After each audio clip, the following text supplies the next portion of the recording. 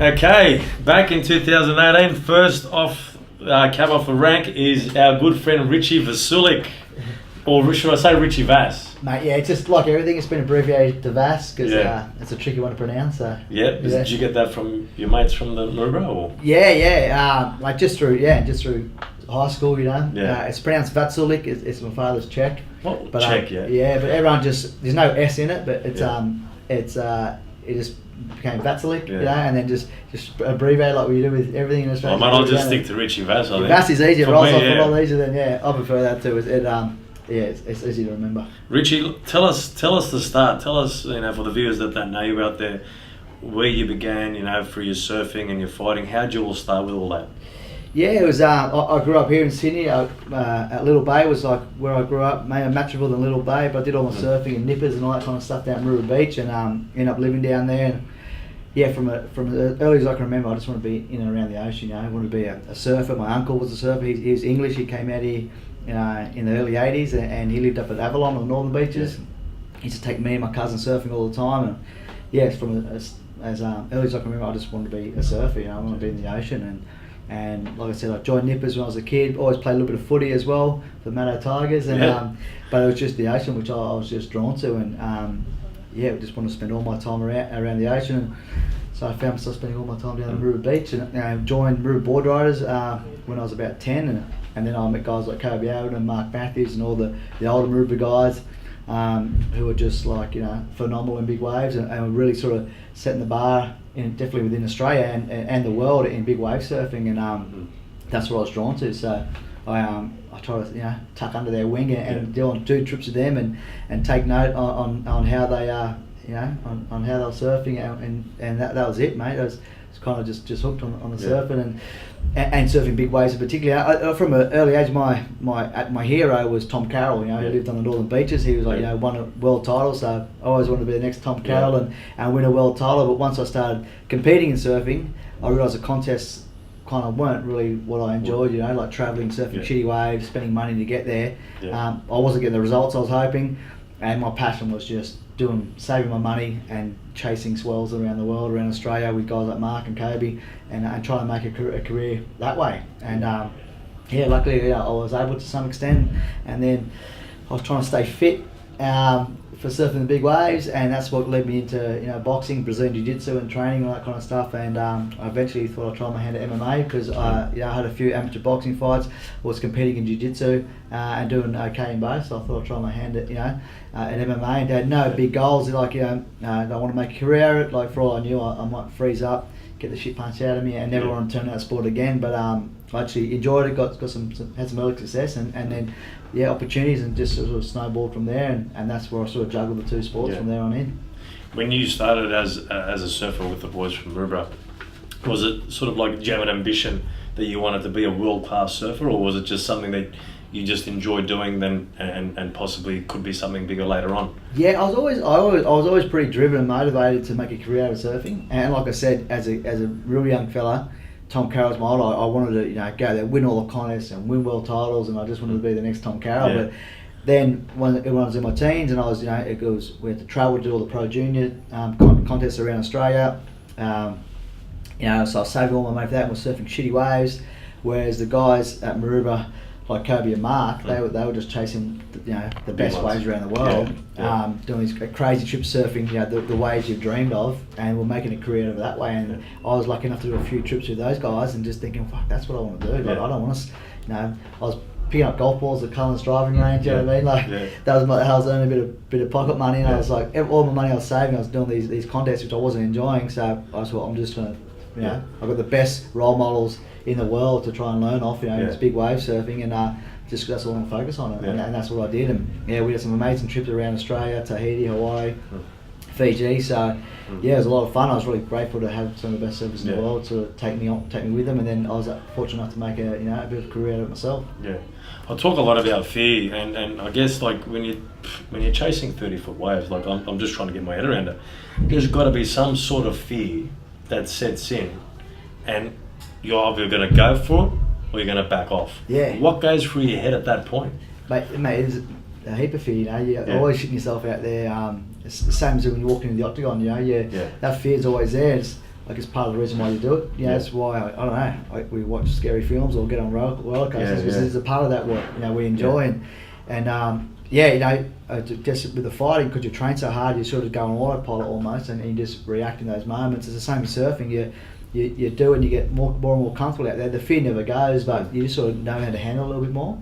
And you do, so I guess that flight or fight instinct kicks in, and you know when that wave pops up and you know it's your time to go, you just head down, bum up, and you know, don't hesitate and just do your best with it. You know, so it is like there's always that lump in your throat, your heart rate's going through the roof. But what makes it so like that feeling when you make that wave and you get one of the best ways to do it, and you've dealt with the fear throughout. You know, paddling into it, getting your feet. You know, riding it, and the fear's always there. Then you get the ride of your life. It's like it just makes it so much more rewarding and unforgettable. Do you almost look for the fear now in life? Do you like go, if the fear's there, that's a good sign. I've got to go for it now. I think dealing with the fear and still achieving what you set out to do is a pretty amazing accomplishment. Like that reward kind of feeling. It is. I guess you do chase it in a way. I'm being less reckless these days. You know, I like to think. You know, whereas through my teens and early 20s, I just didn't care if I got injured. There was nothing out of consequence. You know, I mean, it was just like balls to the wall in everything, in training, surfing, fighting, and and you just didn't care really. You were just all out. But now, obviously, getting older, I had a few injuries.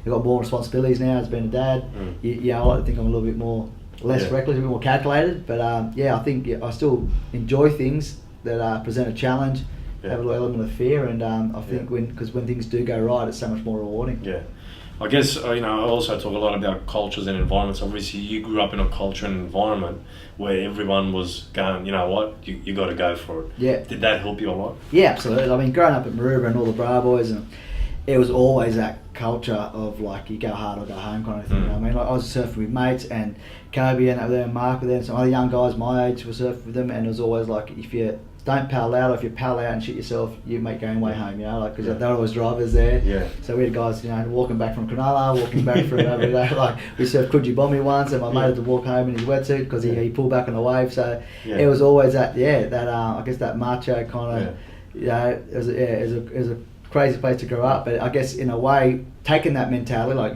going as hard as you can, and putting it in the right environment can do you wonders, but taking that mentality and putting it in the wrong environment, I got in a lot of trouble as well. So I was very fortunate to go up. Like I love the place and the people to death. I still live down there, and still call myself a proud bra boy. But I did take that message of always going hard out of context sometimes. You know what I mean? And it got me a little bit of trouble, but it was it was the best going up there, and it was always, bro, whether you're drinking, partying, surfing, fighting, whatever it is always you go as hard as you can. And, if you don't, you get found out pretty quickly, and you get shreds on off you. So it was like I said, I think it helped a lot of the boys achieve things in their careers, but also a lot of the boys got in trouble with that kind of mentality as well.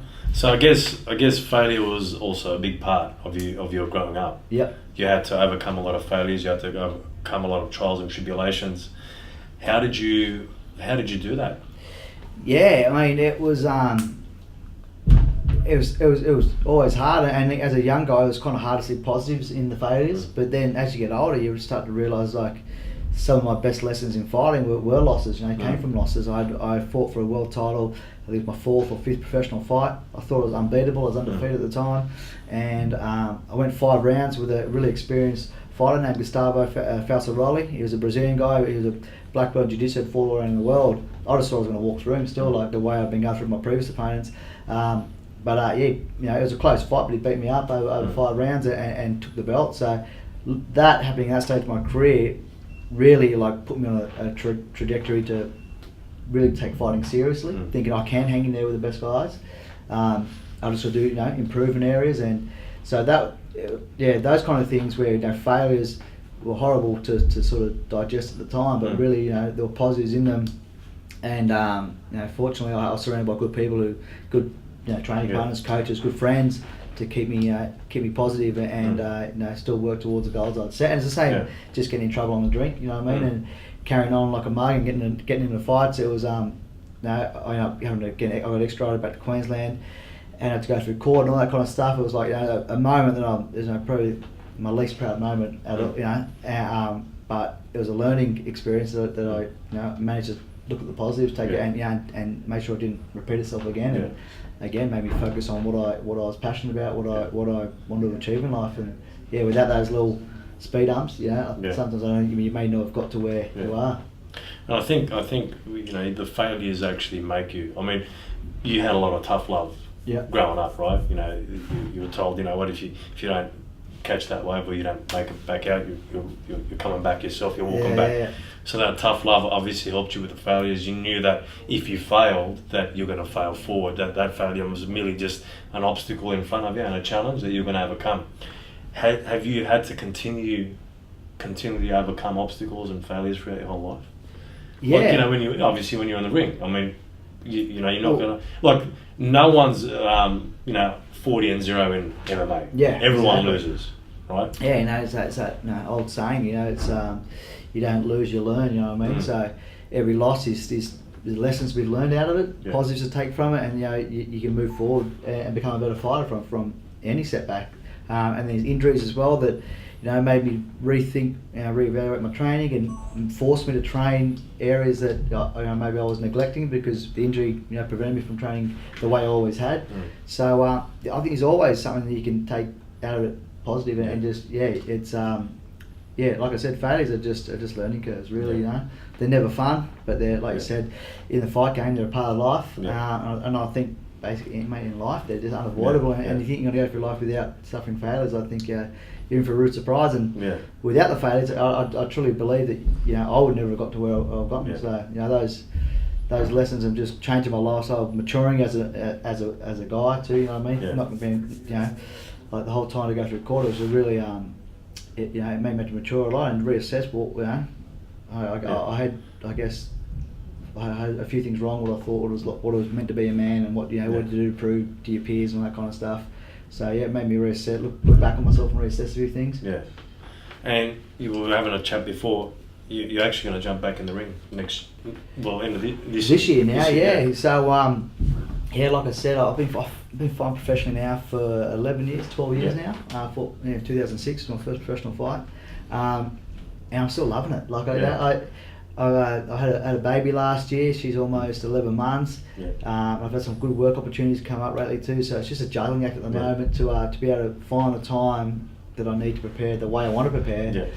To step inside the cage and fight. If I can't get that time and prepare the way I like, I respect the sport enough to know that you can't do it. But like I said, the hunger's still there, the fire's still there, the body's feeling good, mentally I feel sharper than ever. And I'm training with guys who are, fighting the UFC, some of the best guys in Australia, and the sparring's been unbelievable. It's super competitive. If I was going and sparring with these guys and get my ass handed to me, I think, okay, well maybe if I can't hang in there with the best guys in Australia, well then I don't want to compete. But it hasn't been the case. It's been real competitive.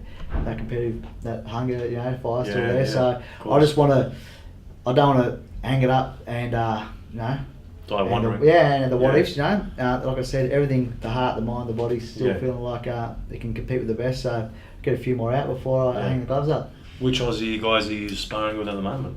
So Martin Ewan, who trains out of Liverpool.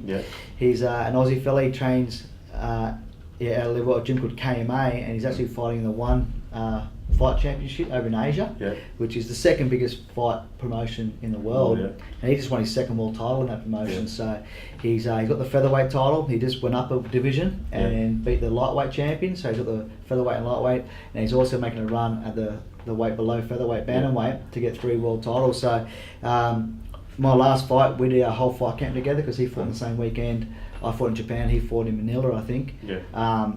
So being able to surround yourself by those caliber fighters and just step away from training confident you can match it with anyone. It's very reassuring that I'm not just stubborn and just saying I want to keep fighting for the sake of keep fighting.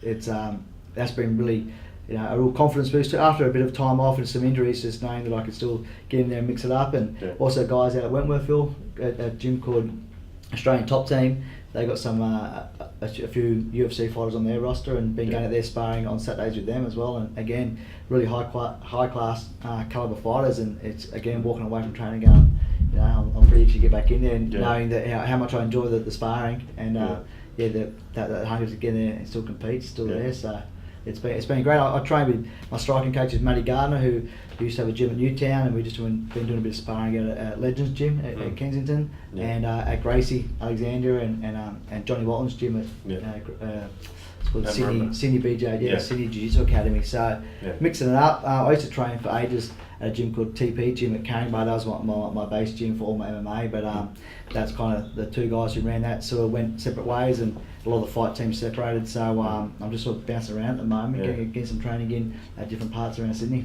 How many hours a week? I mean, it's a big commitment, obviously, the training. How many hours a day actually do you spend, with the different skill sets that you need to jump in? Yeah, and that's the crazy thing about mixed martial arts is same different components. You've got to, try to constantly learn new skills in. And so when I really wasn't on the tools and wasn't working, I just focused solely on fighting. I was doing between 14 and 16 sessions a week, and they were sort of from an hour and a half to 2 hour sessions. So a day could consist of 2 or 3 sessions.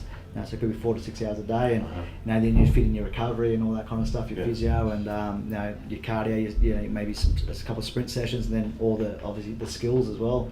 My last fight, because I was working more at the time. I'm a carpet by trade, so I was doing more carpet. I was in at Fox Sports, and I just had a newborn too, so it was a bit of a juggling act. I wasn't getting the volume of training in, but I was still getting the quality in. I was getting between like 6 and 8 sessions in a week, and but just like I said, still finding time for that quality training in, and I think I prepared as well as I ever have, just because the body was getting the rest.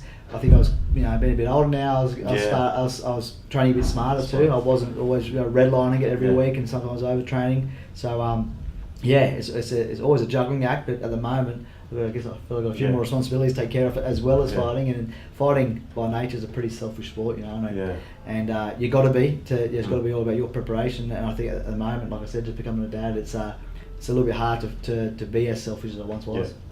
And you've got to put in a lot of hours for recovery, right? Because you can't just go full red line.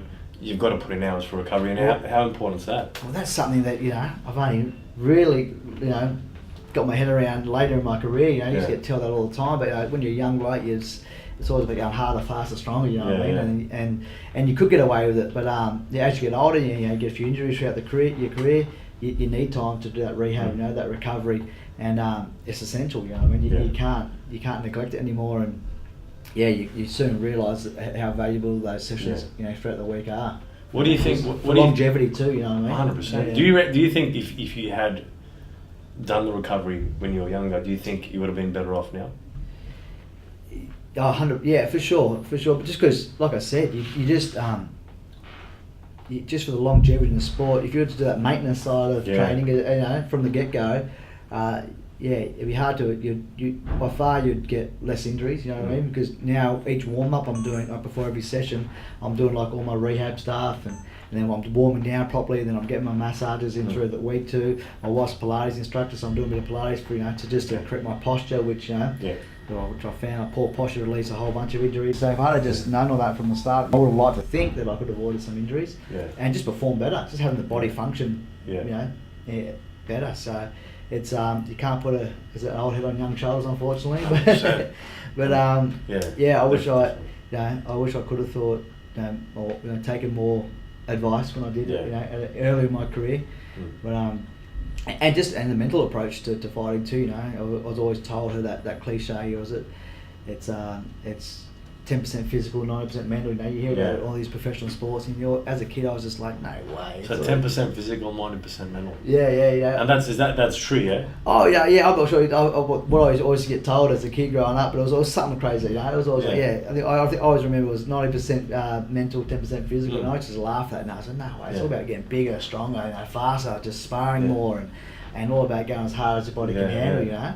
And then you get to a certain caliber where sort of everyone's they're fit, they're strong, it's a mental game that separates the fighters and the visualizations, time to meditate or whatever it is to stay mentally focused. And there's a whirlwind of emotions that we've not gone to, the walk down to the cage. Sometimes if your mind just sort of fails you then, it doesn't matter how fit or strong you are stepping in.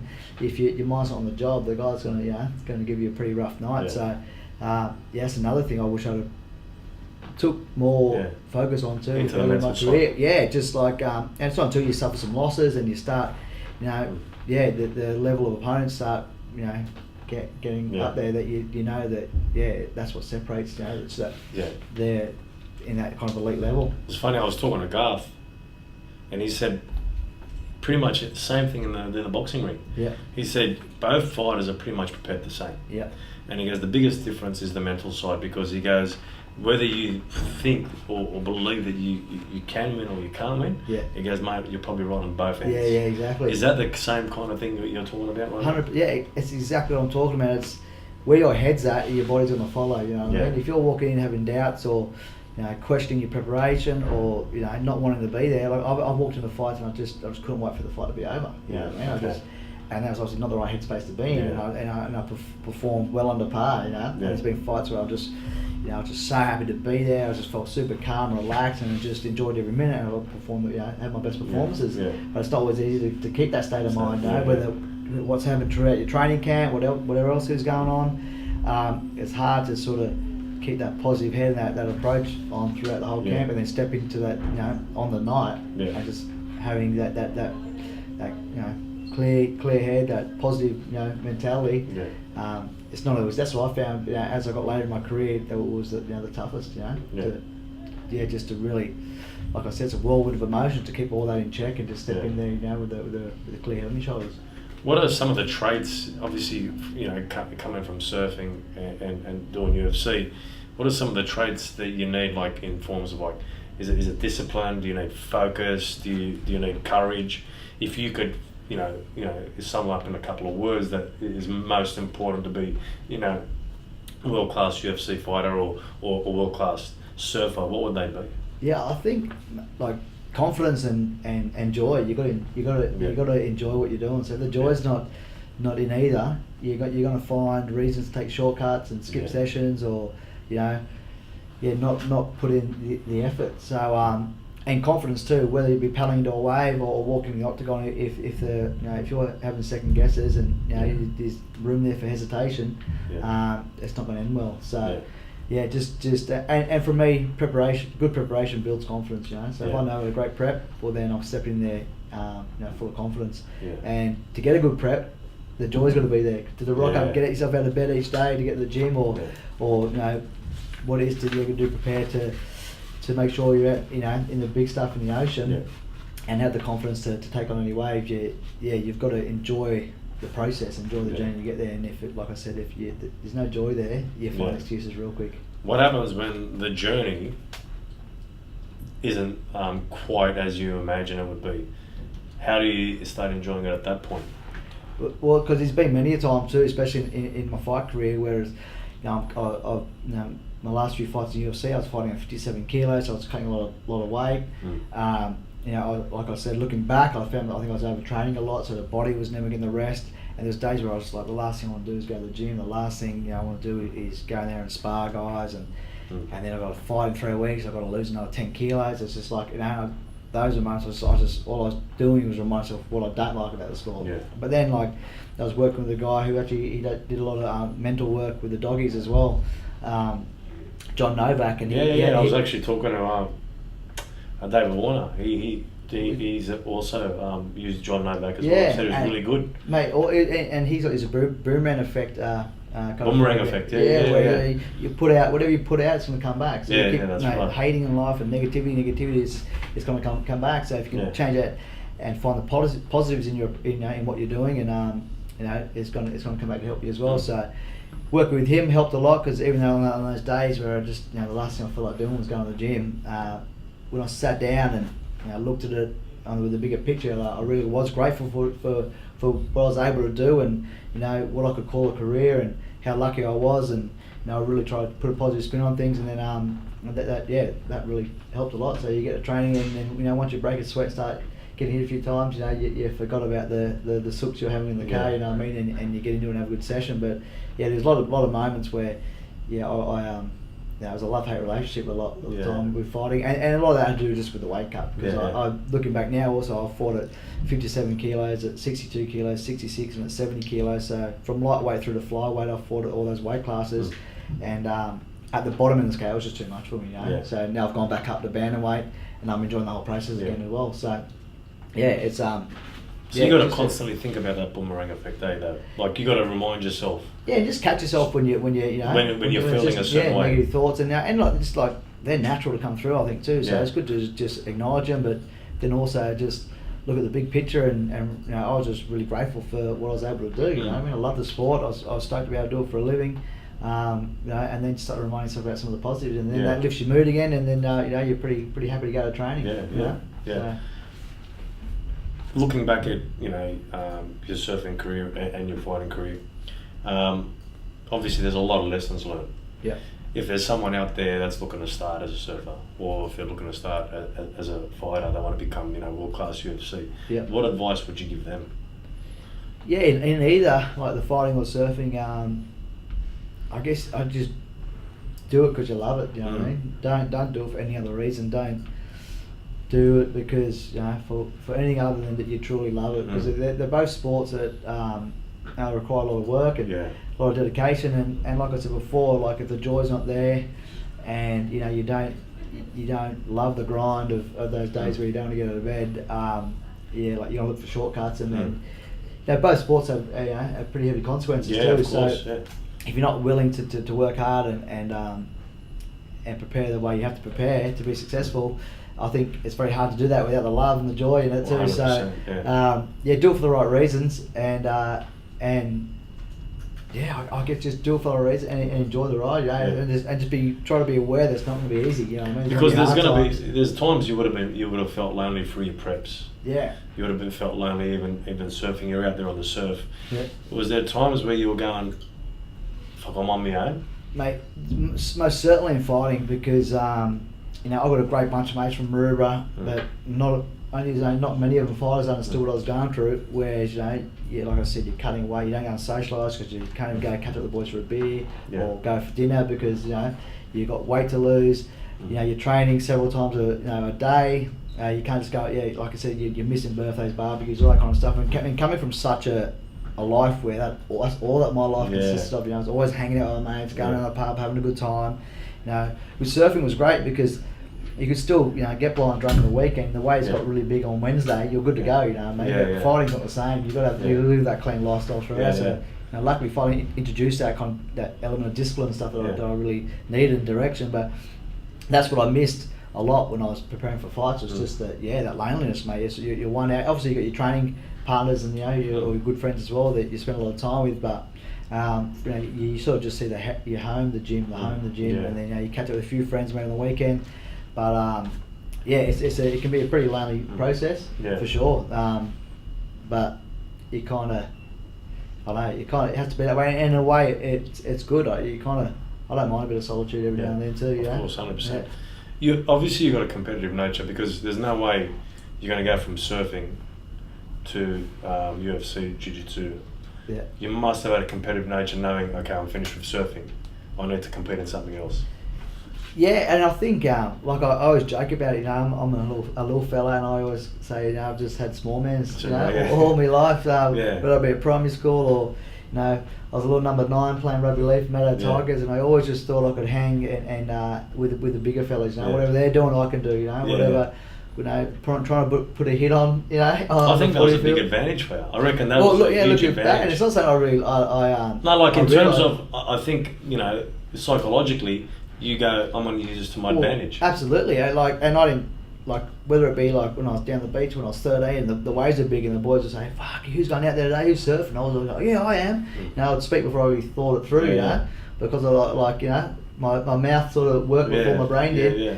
I'd paddle out, or whether it be who's gonna spar this way? I'll spar him. Let's go. Again, you're sort of speaking before you think, but then you find yourself, you go in and spar a bigger guy and you do well. It gives you the confidence to go and do it again. So. And so I didn't really realise that until I was a bit older. I joked about it, and then I thought, it's pretty true though. I always thought I could, regardless of my size, get in there and hang with with anyone, and that's what I think that crossed over into all areas of my life really. But I guess I'm grateful for it now. It got me into trouble as well, but it's good. It probably helped me in my careers that I fell in love with. And you also came out with a book, Surfer, Fighter, Larrikin, by Richie Vas Vaculik. Now, did you ever think you're going to be part of a book? You're going to write a book? Nah, not in my wildest dreams. You know, and then when I got approached, but I was still like, and ahhing, like really. What did your mates say? But they laughed and they were pretty stoked for me actually. Yeah. They were pretty pumped on seeing what I you know come up with. Yeah. But yeah, like when I said, like I was working at Fox Sports at the time, and I had his agency who helped me out, Harry Miller, and then the book publisher approached Harry Miller, like, would Richie be interested in doing a book? And so we went in and sat down with them, and like, you know, in recent years, I had the crew, the TV show that was on Fox Sports, come out with me, Mark Matthews and Macario D'Souza. We had Fighting Fear come out around that same time too. And the main publisher, he had a son who was 17 years old who, you know, surfed at Bronny and Maroubra, and, you know, obviously watched the crew. So he was kind of up to date with my story and wanted to know if I want to put it into a book. And I was like, oh, all right, yeah, I don't know if people want to read it, you know what I mean? Yeah. So I thought, if I could get a friend of mine named Sean Doherty, he's a surf journalist, and he's done a bunch of the books, like with Kobe Aaron and his brothers.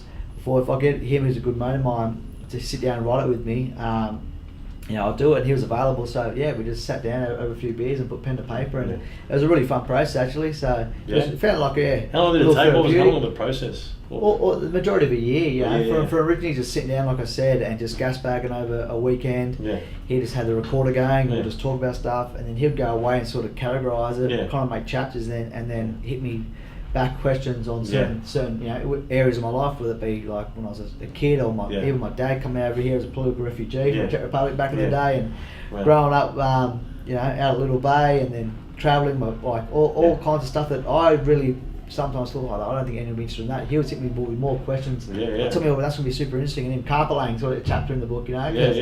And because you are a carpet, like, I mean, I don't know how you get everything done. Like, you do carpet laying, you surf, you fight, you got a kid, you're on Fox, got a book. Like, how the hell do you fit all that in? Yeah, it's you know, it's a juggling act for sure, and like, you know. I mean, carpet laying got a back seat there for a while, you know what I mean? When I was, all I was focused on was fighting, you know, and like, you know, surfing was my main priority originally, but then when the opportunities in fighting got so big that, like, I did want to go out and go surf 30-foot waves and risk getting injured before a fight. So it's got the fighting, got a bit more serious, and I want to take that more serious. So that took focus, and then so the focus has shifted along the way. You know, I mean, I've always had the, you know, the carpet laying as a trade under my belt, but now that, you know, I'm a bit older in my career now, I've got the Fox Sports opportunities as well. So it just, you know, my focus shifts all the time, but I just find time to you know, give everything a little bit as well. And I guess, like I said, if you really enjoy doing it, if you're passionate about it, you sort of you find time. And now I've got a little one, little Grace Lily, my little daughter's on the scene.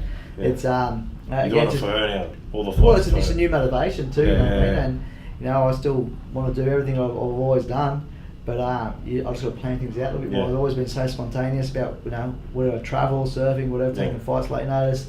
Now things just have to be a little bit more thought through, that's all. Yeah. In the book, I'd love to actually read the book. Where can people get your book?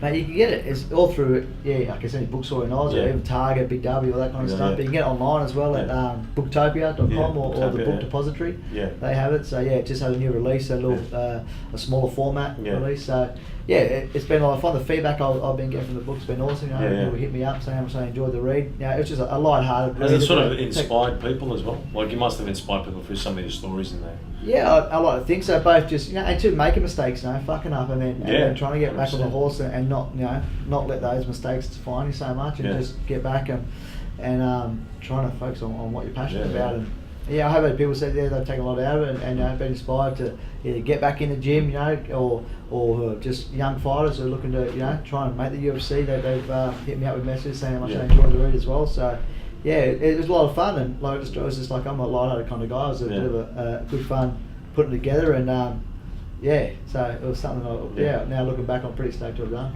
Do you get noticed in the streets a lot? I mean, coming out from, obviously, you know, you're on Fox, you're fighting. Yeah. You've done a fair few documentaries. You got the book. Yeah, not too much. Every now and then, someone says g'day. You know, I'd love to read the book, or, you know, whether it be the book or something, or love the show on Fox Sports. But it's not been too bad. I guess these silly looking ears kind of, you know, grab attention every now and then. But so like, I got a head that probably if it's sticks you out a little bit. But yeah, mate, so far it's been all positive. So I'm stoked when people say, "G'day, I like what you're doing." You know, I really appreciate it. Yeah. Well, Richie, mate, I just want to thank you for coming out today. I'm a big fan of yours. I mean, I was just reading through, you know, your sheet and how much you've done. Yeah. You know, I'm blown away. I think the biggest takeaway from me, and I love like interviewing people, I just look at you as someone that's very disciplined. I look at you as someone that's very committed to, you know, going from point A to point B, and you don't really care what obstacles and challenges are in your way. You just know you're going to get there through the process. Whether the process is easy or hard, you don't let anything stop you from getting there.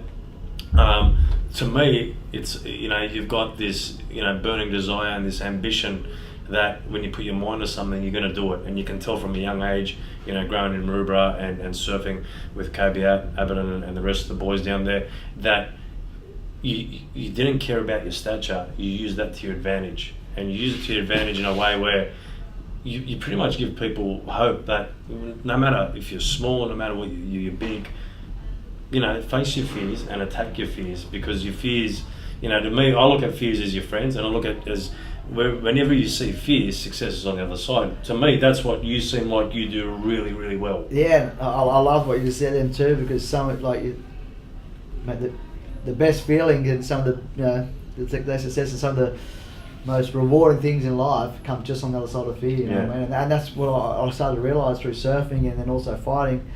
It was like, yeah, like fear's not a bad thing at all. You know, it's natural to be there. Just you can use it to your advantage. There's always a positive to it as well. And you know, discipline was always a thing that was part of my life. But you know, luckily through mixed martial arts, I was introduced to it, and I just never want to die wondering. You know, with a lot of things. So, and if I did say this is what I want to do, and I had a goal, I was pretty stubborn at trying to achieve it.